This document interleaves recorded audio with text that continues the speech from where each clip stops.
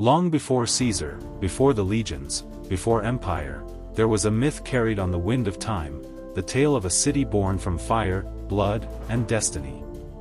This is the story of how shepherds became kings, how kings forged a people, and how a small settlement on the Tiber would become the beating heart of civilization itself. When Troy burned, one warrior fled the ashes, Aeneas, son of the goddess Venus. Carrying his father on his shoulders and his son by his side, he crossed the seas to a new world. After years of wandering, he landed on the shores of Latium, in central Italy. There, legend says, Aeneas united the Trojans with the local Latins, founding a dynasty that would rule the land for centuries. His descendants built Alba Longa, a hilltop city near modern-day Rome. For nearly 400 years, Alba's kings, from Ascanius to Numitor, kept the flame of Troy alive. But betrayal would change everything. Amulius, brother of King Numitor, seized the throne, murdering his nephews and forcing Numitor's daughter, Rhea Silvia, into priesthood so she could bear no heir. Yet the gods intervened.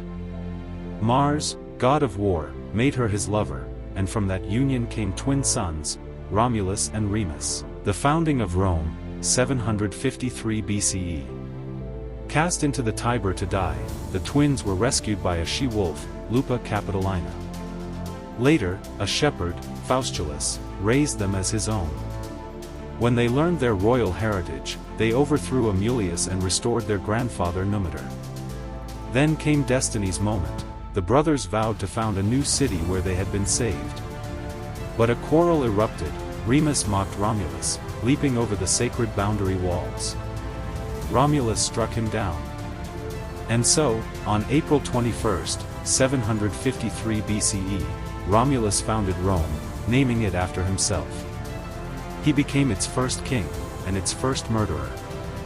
From that day, Rome would be forged in the tension between brotherhood and bloodshed. The kings of Rome, 753 BCE, 509 BCE. 1. Romulus, 753 to 716 BCE, the warrior king. Romulus organized the first senate, selecting 100 patres, fathers, of noble families. He divided the population into tribes and created the Roman legions. He established the Sabine women legend, inviting neighboring tribes to a festival, seizing their daughters to populate Rome. War followed, but peace came through alliance. Romulus co-ruled with the Sabine king, Titus Tatius. Under Romulus, Rome conquered neighboring tribes, the Senonenses, Antemnates, Phidnates, and Veientes. When he vanished in a storm, the people declared he had ascended to heaven as the god Quirinus. Numa Pompilius, 715 to 673 BCE, the priest king. A Sabine by birth, Numa brought peace after years of war. He organized religious institutions, the Vestal Virgins, the Pontifex Maximus, and the Temple of Janus. He reformed the calendar, adding January and February. He taught Romans reverence, discipline, and ritual, crafting the spiritual foundation of Roman identity. 3. Tullus Hostilius, 673 to 642 BCE, the warrior of Alba Longa. Tullus rejected Numa's pacifism. He reignited war with Alba Longa. Legend tells of the duel of the Horatiii and Curiatii triplets, a single survivor deciding the fate of both cities. After victory, Rome absorbed Alba Longa, its people, and its gods, doubling in size. But Tullus' arrogance angered Jupiter. When he tried to perform a sacred rite without proper ritual, lightning struck his palace, and Rome's war king perished in flames. 4. Ancus Marcius, 642 to 617 BCE, the builder king. Grandson of Numa, Ancus balanced faith and war. He conquered the Latins, bringing territory to Rome. He founded the port of Ostia, giving Rome access to the sea and trade routes. He built the first bridge over the Tiber, the Pons Sublicius, symbolizing unity between peoples. Under him, Rome began to transform from a hill village into a city of power. 5. Lucius Tarquinius Priscus, 616 to 578 BCE, the Etruscan innovator. An immigrant from Etruria, Tarquin brought northern wealth and engineering skill.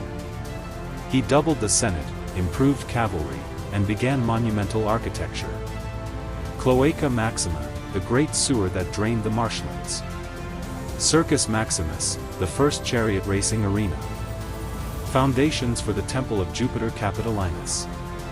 Under Tarquin, Etruscan culture, arches, augury, and purple royal robes, flowed into Roman life. 6. Servius Tullius, 578 to 535 BCE, the reformer king. Born of a slave woman but raised in the royal palace, Servius was beloved by the people. He organized the first Roman census, dividing citizens into classes based on wealth, the birth of Roman social hierarchy. He expanded the city walls, encircling all 7 hills, the Servian Wall. He introduced the comitia centuriata, a voting system balancing wealth and military service. But his success bred jealousy.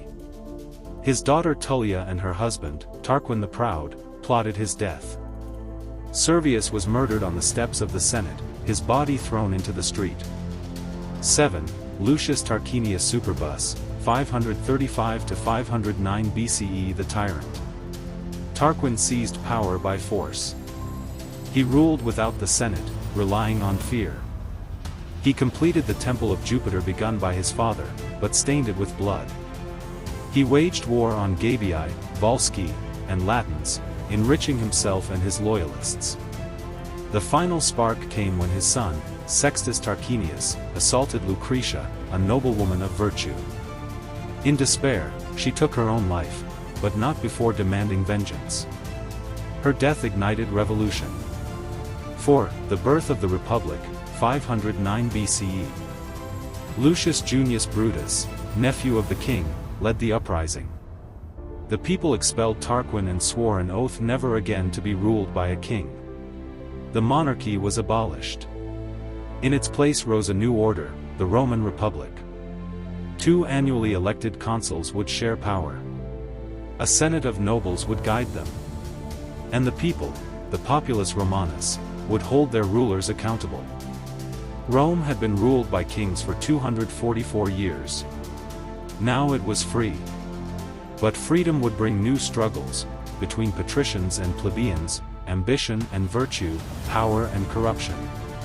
The Republic would face centuries of war, and give birth to an empire greater than any the world had ever known. From a legend of wolves and warriors, from kings both wise and cruel, Rome had emerged, disciplined, divine, and destined for greatness. The world had met its future master. But liberty would demand blood. And the Republic's first century would test whether Rome's heart could survive the sword.